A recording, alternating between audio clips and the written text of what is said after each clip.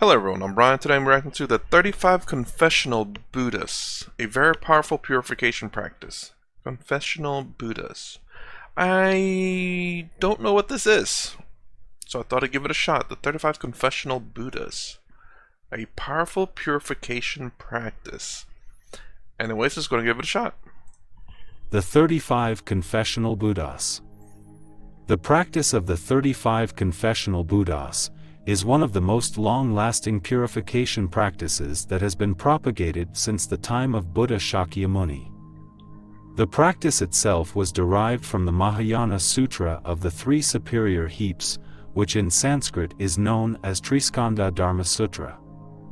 This text was originally spoken by Buddha Shakyamuni himself, and was taught within the Ratnakuta Sutra, an ancient collection of Mahayana Buddhist sutras.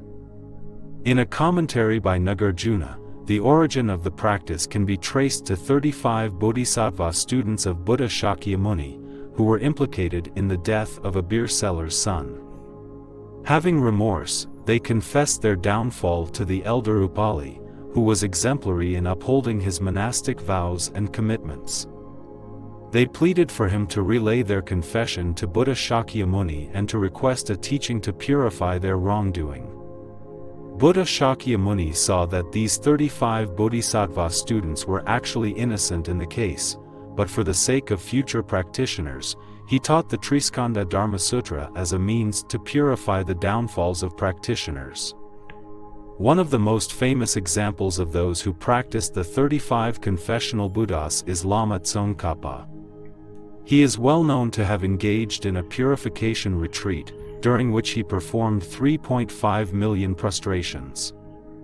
This was made up of 100,000 prostrations to each of the 35 Confessional Buddhas. In a pure vision, he was advised by Manjushri to engage in this retreat, in order to establish a direct perception of emptiness. In the process of his extraordinary and intensive retreat, he left the imprint of his sacred body on the floor of his retreat cave due to his prostrations. Consequently, as he came close to the completion of his retreat, he beheld pure visions of the 35 Confessional Buddhas and the glorious Buddha Maitreya, along with the direct or non-conceptual perception of emptiness. The law of cause and effect. Karma. Although karma is considered by many to be the mainstay of the Buddha's teachings, the Buddha himself did not actually invent the doctrine of karma. He taught karma, or the law of cause and effect, based on his own observations in a similar manner to how Isaac Newton discovered gravity, by observing the effects that gravity had on an apple falling from a tree. For most people, the effects of karma can be perceived and understood through inferential logic or observations based on reason. A simple example of inferential logic is when we see a column of smoke in the horizon. From that, we can deduce that there is a fire, although it may be too far away for us to see with our naked eyes. Likewise, when we see inequality in this world, how some people are born in sheer poverty, while others are born into the lap of luxury, we can deduce that there are factors at work driving this result. That factor is karma. The different circumstances that people are born into are due to the ripening of different karmas from previous lives.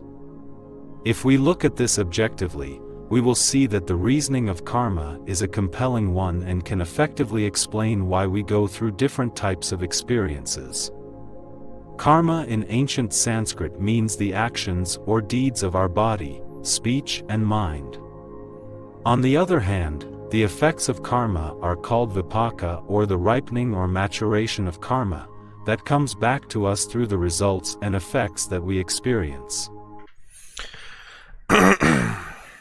So let's go back to that first part real quick. I'll say that them going up and down, well, one thing real quick, that's great exercise, honestly.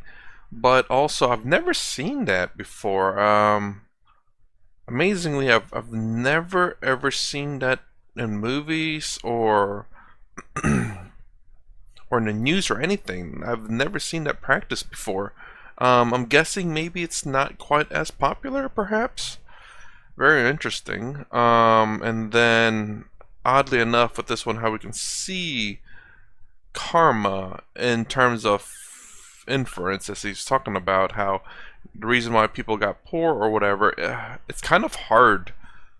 I guess if you believe in past lives, then it's a lot easier to understand why certain people end up in their situations.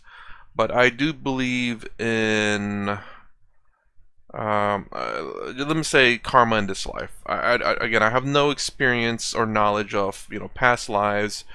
Obviously, I like to teach in this channel that obviously don't just believe. So I have no knowledge or experience of past lives, so I can only believe in this life so far.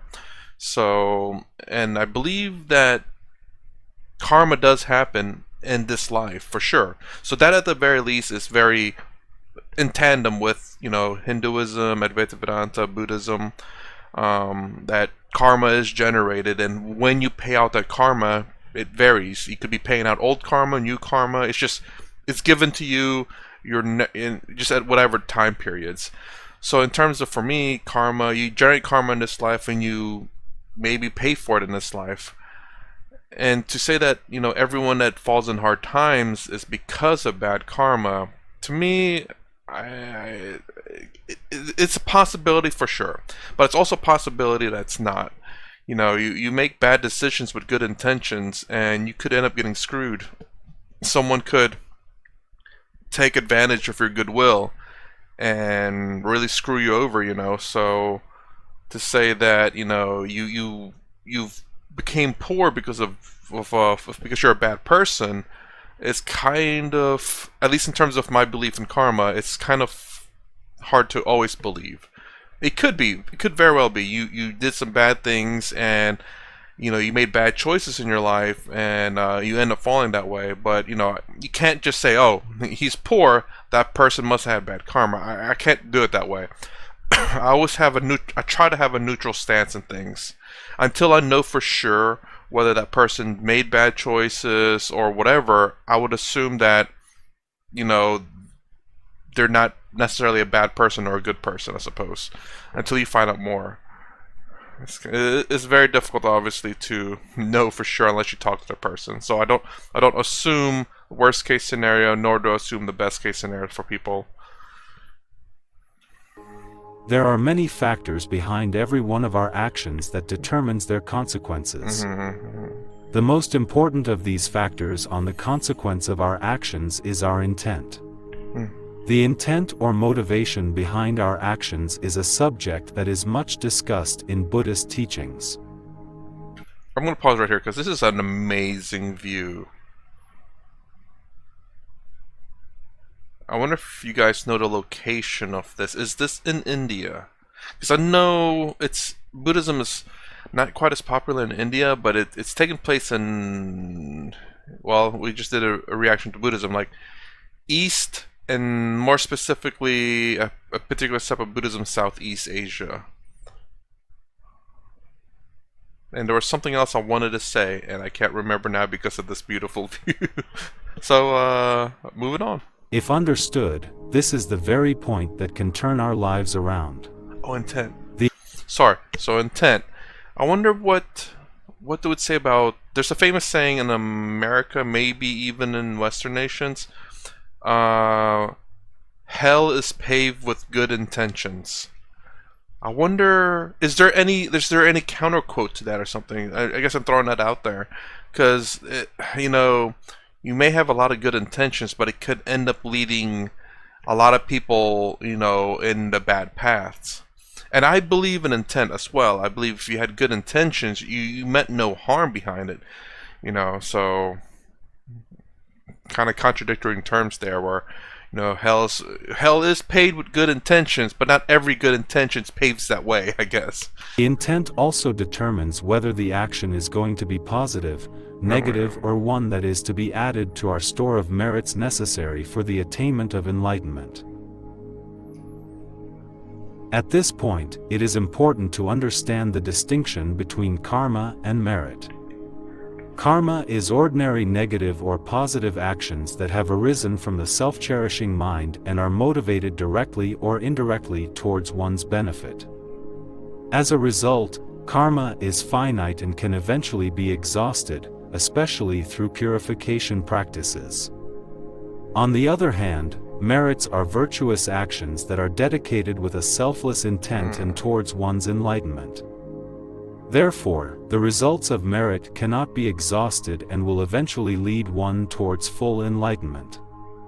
Although merit cannot be exhausted, it can be overwhelmed by the sheer amount of our negative karma, making it difficult for us to benefit from it. This again goes to show how important purification practices are, to prevent our merits from being overwhelmed. On the other hand, the law of cause and effect, karma vipaka, has an inextricable link with our previous and future lives. In fact, the accumulation of karma in each life determines our next rebirth, known as throwing karma, and the circumstances of future lives, known as completing karma. Hence, we can reasonably interpret what our previous lives might have been like, by looking at the circumstances of our current life and the interests we pursue. For example, a life of poverty is a direct result of miserliness, and to have poor health in this life is due to the harming of other beings in previous lives. Hence, the results always resemble the causes. Karma also has a strong effect on our minds and the way we operate. Unfortunately for us, negative karma multiplies over time due to our predominantly self-cherishing actions. Therefore, people are imbued with all manner of emotional and psychological afflictions such as aggression, greed, depression, and so forth. This leads to more confusion and conflict that increases our sense of dissatisfaction and misery. The principal source of our pain and suffering actually stems from the mind and our outlook on life. If we reduce harmful mental factors, for example, projections, expectations, and mental afflictions. That is exploding right now in America. It is. I can't say it's so bad, but I know it is growing like really, really bad. I just don't know how bad. I don't know if it's 5% or 50% badness of, projections, expectation, and mental afflictions. That it's really crazy. It really is. Oh my God. Peace of mind, contentment, and happiness will arise. Confessional practice. In Buddhism, the holding of vows is an important practice. There are three main sets of vows: the pratimoksha vows of a layperson, monk or nun, the bodhisattva vows, and the tantric vows for those with higher tantric initiation. These vows, coupled with commitments and refraining from committing unwholesome actions, forms the basis of an effective practice that bears fruit leading to spiritual realizations. Keeping our commitment to uphold our vows is an integral component of the practice. Therefore, it is important to purify the negative karma and imprints that accrue from our transgressions, by confessing them and promising not to repeat these downfalls again. In this way, we reduce or completely eliminate the strength of negative imprints from previous negative actions. The main component of purification is confession, which is to expose transgressions and lay them bare. Hence in Tibetan, confession is called shakpa, or laying it bare. In Buddhist practice, keeping our transgressions a secret makes it difficult to purify, and the negative effects of the misdeed will continue. Hence, exposing our faults is what confession is all about. Honesty and openness in all situations is the essence of Buddhist practice. In order for the confession to truly purify the misdeed, it must be done in accordance with the four opponent powers. The first of the opponent powers is that of regret. The power of regret is activated when we genuinely see the faults of our transgressions and realize that they will result in negative repercussions. Interesting. So regret. What about actions of regret? I should say, what about regret that has no negative repercussions?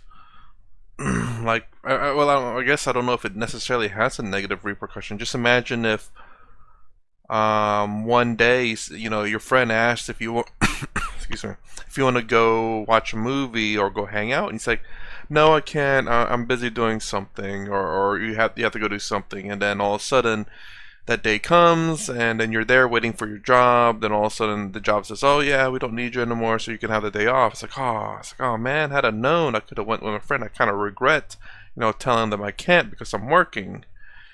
Kind of something like that. I wonder if that's is there negative repercussions for that? I mean, for you maybe, and maybe your friend, I suppose, but it's not like an intended to be a negative thing, but it is a regret that you could have. When we do this, we are filled with remorse. The second opponent power is that of reliance on an object worthy of refuge, in this case the 35 confessional Buddhas. Each of these Buddhas is fully enlightened, and therefore any prayer, prostration, offering or confession that is offered to them will result in purification and the collection of merit. The third opponent power is the determination not to repeat the downfall or misdeed. This follows the understanding of the faults of our downfall and that they lead to heavy negative repercussions.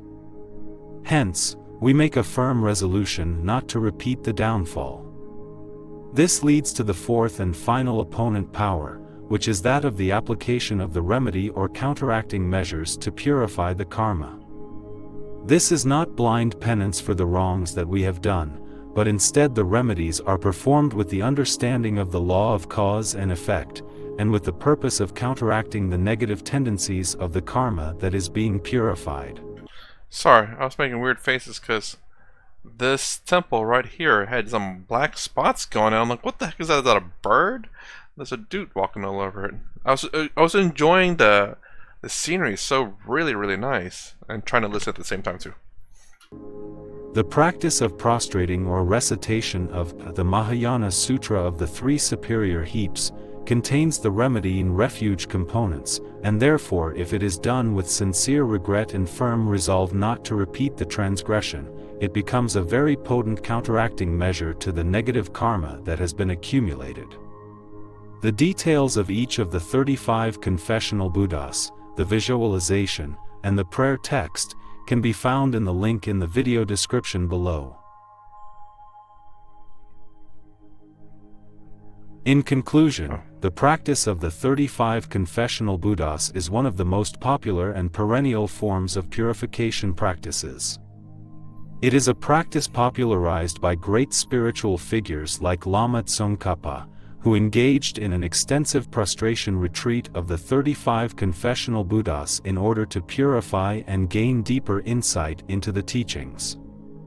The practice of the 35 confessional Buddhas is considered one of the most potent forms of purification available for non-tantric practitioners. In order for the practice of the 35 confessional Buddhas to be effective, it has to be done with the four opponent powers strongly, along with the accompanying visualization. When it is done with the opponent powers, you are not just purifying the symptomatic problem of a few transgressions, but you are purifying the root of the problem itself, which is the self-cherishing mind. It is the self-cherishing mind that fuels our negative afflictions. Hence, the 35 confessional Buddhas is a very powerful practice to lessen the effects of harmful mental afflictions, like ignorance, hatred and desire, and thus allowing spiritual attainments to surface. Hence, 100,000 prostrations to the 35 confessional Buddhas is one of the preliminary practices, ngondro, in preparation to receive highest tantric initiations. This is to purify negative karma as much as possible, while accumulating as much merit, so that when one is qualified to receive highest tantric initiation such as Vajrayogini, attainments arise swiftly.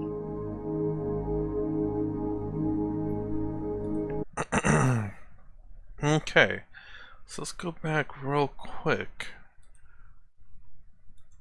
One of the most long-lasting purification practices that has been propagated since the time of Buddha, which in Sanskrit is known as Triskandha, an ancient collection of Mahayana Buddhist 35 Bodhisattva students of Buddha Shakyamuni, who were implicated in the death of a beer seller's son. Okay. Here we go. Of Buddha Shakyamuni, who were implicated in the death of a beer seller's son. Having remorse, they confessed their downfall to the elder Upali, who was exemplary in upholding his monastic vows and commitments. I wonder what they confessed. That's what I was hoping to get at. Like, maybe each confession is a lesson to be learned. I was kind of hoping for that. But maybe not? I'm not sure. This is the first I've heard of this, so I don't know if 35 confessions are 35 different lessons to be learned. Why the number one confess? So like you start number one, number two, number three, number four. Like, are they different lessons to be learned? How to be better as a person? What was the downfall of these people, even though they were absolved of the thing that they did? They pleaded for him to relay their confession to Buddha Shakyamuni and to request a teaching to purify their wrongdoing. Buddha Shakyamuni saw that these 35 Bodhisattva students were actually innocent in the case. Yeah, so I wonder what their confession was. Again, let me know. I guess are each of the 35 meant to teach you a lesson, or I'm kind of curious as what do they each represent? Why 35? Only because they were in a